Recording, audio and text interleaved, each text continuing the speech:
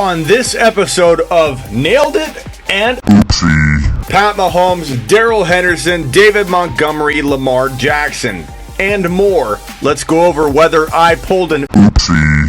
Heading into 2019, what did I miss? Or did I Nail it. top 5 running back? You're watching the Fantasy Football Show.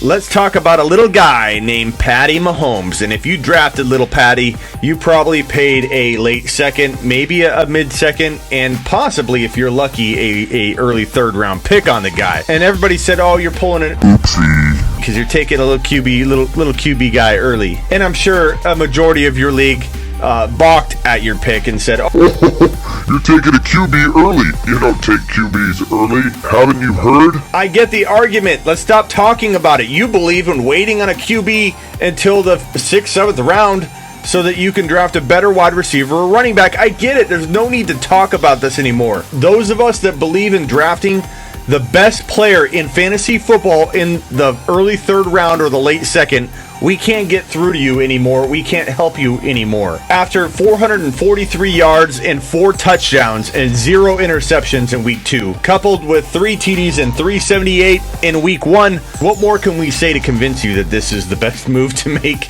in fantasy football? Taking Pat Mahomes in the 2nd round is not a waste of a pick. It's a pick that will carry you week in and week out. He's on pace for over 6,500 passing yards and 56 TDs. Do I think he'll continue this exact pace? No. But I can tell you this, Pat Mahomes, little hater out there, Pat Mahomes is going to make a little Oopsie poo out of you in 2019. So keep doubting, buddy. I'm going to officially stamp this one as nailed it. Now let's talk about the player that everybody's going to talk about all week long with me. Smitty, you said this guy was going to be elite. You were wrong. Should I cut him? I can't believe I drafted him. You ruined my life. Now I can't move out of my mom's basement because I thought I was going to win my leagues because of this. Before we tag him with the little oopsie tag, can we give the guy a chance? Can we wait until he gets carries before I'm supposed to call this one an oopsie? 1 carry. And while I know that's alarming and I don't like it, in a way you can call it an oopsie that I judge this coaching staff based on what they said. They said he'd get 9 to 12 touches a game. They've given him 1 carry in the first 2 weeks. But I never said that this guy would have to be full go by week 1 or 2. So calm down a little bit, pump the brakes, and realize that the Gurley's not looking like he's going to get the workload that a lot of people paid for in 2019. Gurley is not earning anything close to a top 9 to 12 overall pick, which is where he was going toward the end of draft time in August and late August. And while, yes, you could say,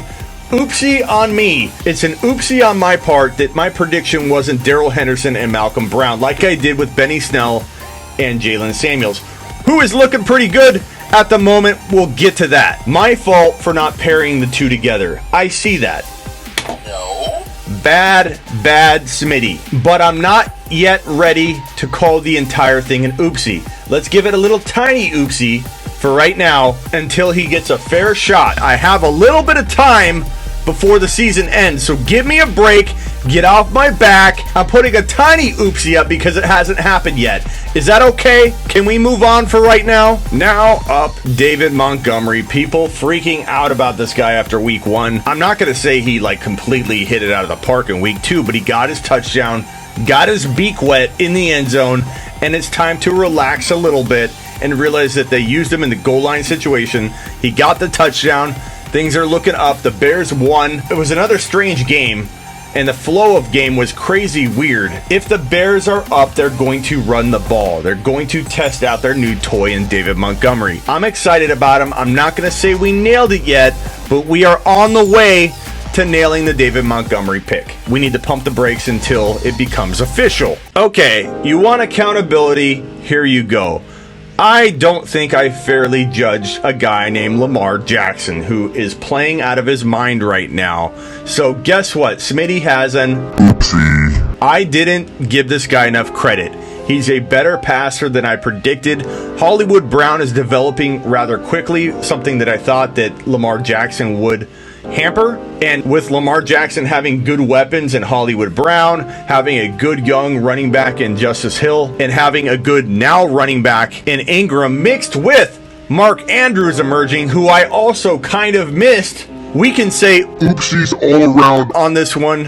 And I'm taking accountability. I'm on the accountability train. Shame, shame, shame, shame, shame. I said to avoid him all offseason long, James Conner, and I loved grabbing the Jaylen Samuels-Benny Snell combo.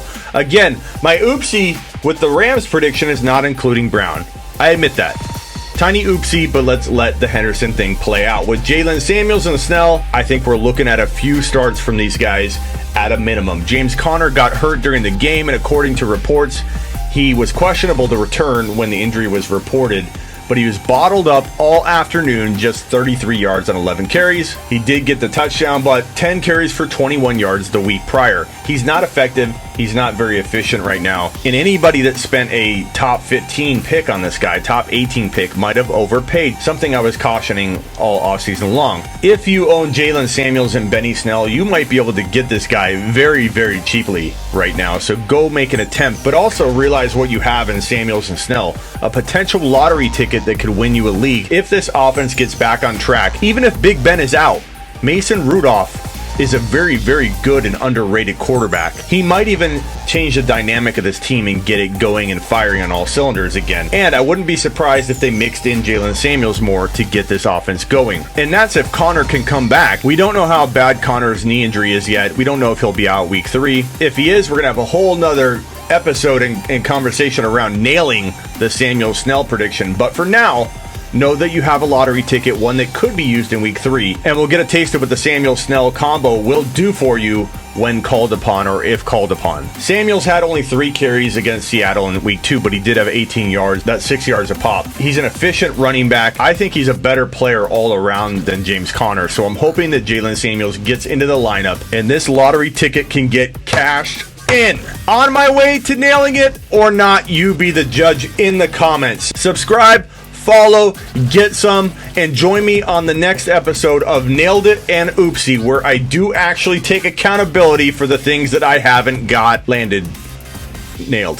Brofist out. Top 5 running back. You're watching the Fantasy Football Show.